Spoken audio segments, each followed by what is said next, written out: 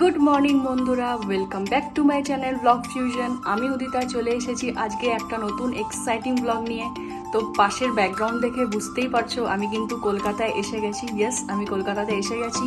শিলিগুড়িতে অনেক মজা করলাম, অনেক আনন্দ করলাম, তোমাদের সাথে অনেক ভালো ভালো রেসিপি শেয়ার করলাম। একটু শর্ট টাইমের জন্য গেছিলাম বলে আরও অনেক রেসিপি শেয়ার করতে পারিনি।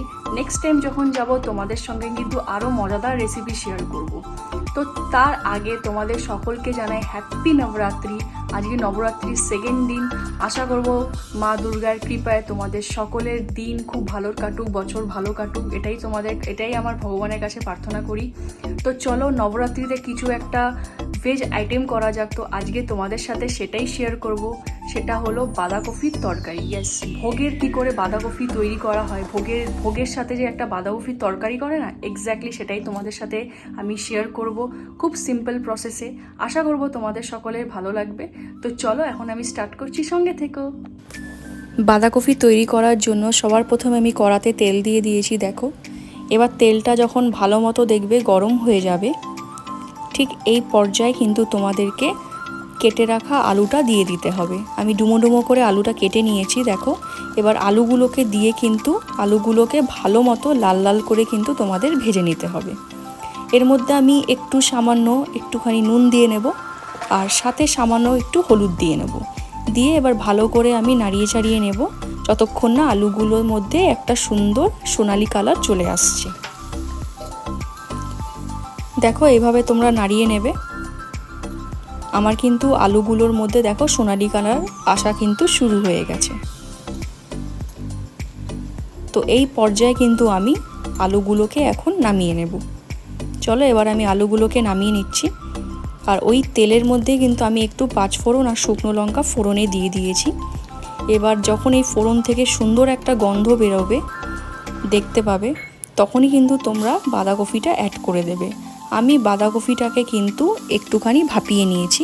যদি একদম টাটকা বাঁধাকপি হয় তাহলে কিন্তু তোমাদের ভাপিয়ে নেওয়ার দরকার নেই, তাতেই কিন্তু তোমাদের সেদ্ধ হয়ে যাবে। আর দেখো কতটা বাঁধাকপি থেকে কিন্তু জল বেরিয়েছে, এই জলেই কিন্তু তোমাদের বাঁধাকপিটা কিন্তু রান্না হয়ে যাবে। দেখো, ভালো মতো আমি এখন নাড়িয়ে চাড়িয়ে নিয়েছি। এবার একটুখানি এটাকে আমি হতে দেব। তার মধ্যে আমি সামান্য একটু নুন দিয়ে নেব, আর পরিমাণ মতো একটু হলুদ দিয়ে নেব, আর একটুখানি সামান্য একটু লঙ্কার গুঁড়ো, আর একটুখানি জিরে গুঁড়ো, ধনে গুঁড়ো আমি দিয়ে নেব। এরপর এটাকে আমি কি করব, ভালো করে এই সমস্ত মশলার সাথে বাঁধাকপিটাকে কিন্তু আমি ভালো মতো নাড়িয়ে চাড়িয়ে নেব। তো চলো, দেখতে পাচ্ছ আমি ভালো মতো এটাকে মিশিয়ে নিচ্ছি। খুব ভালোভাবে মিশিয়ে নেবে। দেখো কতটা কিন্তু জল বেরিয়েছে। জল কিন্তু তোমরা এর মধ্যে অ্যাড করবে না, এই জলেই কিন্তু বাঁধাকপিটা তোমাদের সুসেদ্ধ হয়ে যাবে। তো চলো, ঢাকা দিয়ে আবার ফিরে আসছি। দেখো প্রায় অনেকটাই হয়ে গেছে, জলটা অনেকটা শুকিয়ে এসছে। এরপর এই পর্যায়ে কিন্তু আমি এই ভেজে রাখা আলুটা অ্যাড করে দেব। এই আলুটা অ্যাড করে দেওয়ার পর এবার বাঁধাকপির সঙ্গে আলুটাকে ভালো মতো কিন্তু মিশিয়ে নিতে হবে। ভালো মতো মিশিয়ে নিয়ে কিন্তু এরপর তোমরা কি অ্যাড করবে, টমেটো বাটা। কেউ গোটা টমেটো কেটে দেয়, আমি একটু টমেটো বাটা অ্যাড করছি পরিমাণ মতো। টমেটো বাটাটা অ্যাড করে কিন্তু তোমাদের আবার এই বাঁধাকপির সাথে ভালো করে কিন্তু মিশিয়ে নিতে হবে।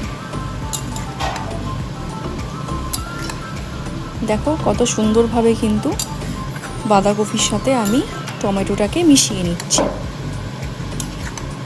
আর বাঁধাকপি কিন্তু একটু মাখা মাখা হয়, মানে শুকনো হবে, এই জলটাকে কিন্তু তোমাদের পুরোটা কিন্তু মেরে নিতে হবে। দেখো অলমোস্ট কিন্তু আমাদের বাঁধাকপি একদমই প্রায় রেডি হয়ে গেছে। জলটা কিন্তু খুব ভালো মতো শুকিয়ে গেছে।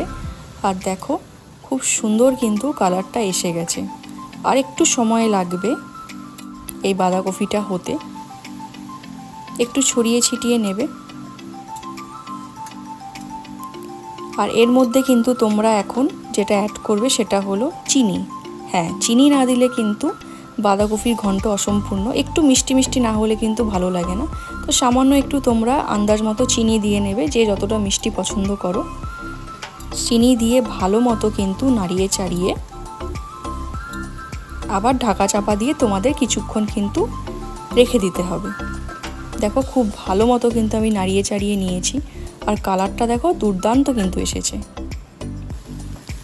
আবার 2 মিনিট পর আমি ফিরে এসেছি। দেখো আমাদের বাঁধাকপি কিন্তু একদম রেডি, কড়া থেকে সুন্দর ছেড়ে গিয়েছে, আর দেখো কত সুন্দর হয়েছে দেখতে, দারুণ কিন্তু দেখতে হয়েছে।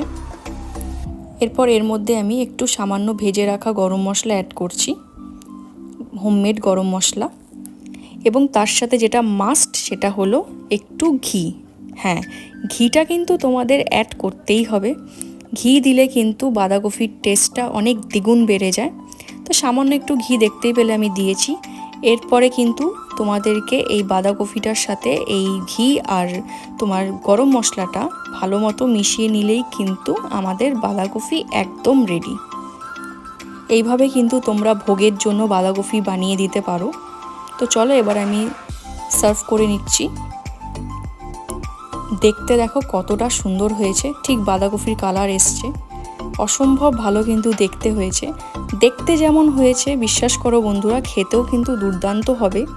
তোমরা কিন্তু বাড়িতে অবশ্যই এইভাবে বানিয়ে ট্রাই করতে পারো, আর আমাকে কিন্তু জানাতে তোমরা একদমই ভুলবে না।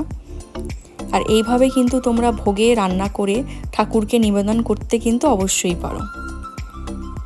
দেখো খুব সুন্দর ধোয়া ওঠা বাঁধাকপি আমাদের একদম রেডি।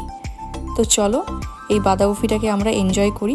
তোমরা কিন্তু বাড়িতে বানিয়ে আমাকে অবশ্যই জানাবে কেমন লাগলো আমার বাঁধাকপির রেসিপি। আশা করব তোমাদের সকলের খুবই ভালো লাগবে। যদি ভালো লেগে থাকে কি করতে হবে তোমরা সকলেই জানো, একটা লাইক করতে হবে, শেয়ার করতে হবে, আর পাশে থাকা বেল আইকনটাকে কিন্তু অবশ্যই ক্লিক করে দিতে হবে। তো চলো আজকের ব্লগটাকে আমি এই অবধি রাখছি। সবাই ভালো থেকো, সুস্থ থেকো, সাবধানে থেকো।